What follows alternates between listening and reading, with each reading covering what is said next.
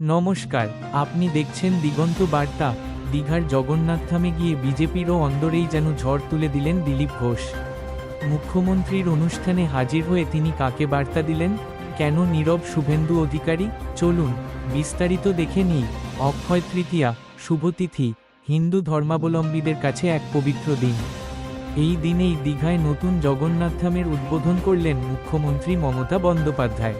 আর সেই অনুষ্ঠানে রাজ্য সরকারের আমন্ত্রণে হাজির হলেন বিজেপির প্রাক্তন রাজ্য সভাপতি দিলীপ ঘোষ সস্ত্রী। একদিকে যখন মুখ্যমন্ত্রীর পাশে থাকলেন দিলীপ, তখনই অন্যদিকে কাঁথিতে পাল্টা কর্মসূচিতে ব্যস্ত শুভেন্দু অধিকারী। কলকাতা হাইকোর্টের অনুমতি নিয়ে সনাতনী সমাবেশ এর আয়োজন করেছিলেন তিনি, কিন্তু অবাক করা বিষয়, কাঁথি পেরিয়ে শুভেন্দুর ডাকা কর্মসূচিতে থামেননি দিলীপ ঘোষ। সোজা রওনা হলেন দীঘার জগন্নাথধামের দিকে। প্রশ্ন উঠছে, এই সিদ্ধান্ত কি বিজেপির অন্দরেই মতানৈক্যের ইঙ্গিত? সাংবাদিকদের মুখোমুখি হয়ে দিলীপ ঘোষ বলেন, ভগবান আমাদের সঙ্গে দেখা করার জন্য 350 কিলোমিটার চলে এসেছেন।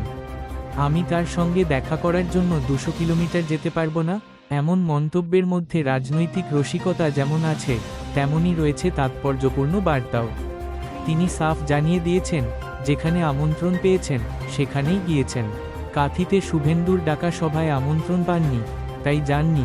এই প্রসঙ্গে সাংবাদিকদের প্রশ্নে শুভেন্দু অধিকারী শুধু বলেন, কে কী করলেন তা নিয়ে আমি কিছু বলবো না।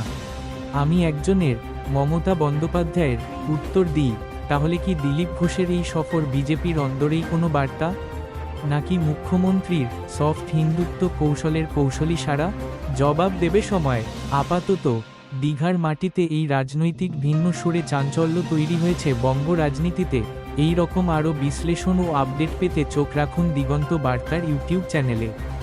ভিডিওটি ভালো লাগলে লাইক করুন, শেয়ার করুন আর চ্যানেলটি সাবস্ক্রাইব করতে ভুলবেন না। ধন্যবাদ।